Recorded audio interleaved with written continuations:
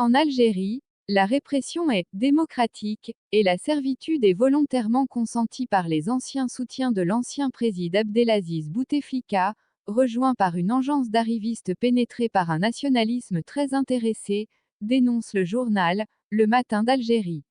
Entreprise diabolique de décervelage de l'opinion par l'entremise d'une presse qui se complaît dans la servitude et répression outrancière des voix dissidentes, le régime en place ne recule devant aucune manœuvre pour domestiquer le peuple du Irak, relève le média.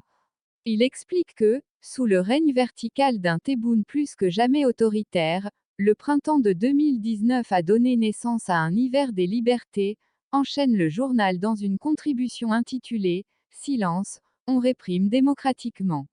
Il explique qu'à défaut d'appliquer les termes de la Constitution qu'il a fait voter, il s'emploie à détricoter les derniers acquis arrachés par le sang des victimes d'octobre 1988, notant que les libertés chèrement payées sont remises en cause. Le pays vit non pas au rythme d'une insolente croissance économique, mais à celui des arrestations de citoyens épris de changements profonds, des condamnations arbitraires et des admonestations quotidiennes, regrette-t-il. Selon la même source, rien de bien nouveau dans la Nouvelle Algérie.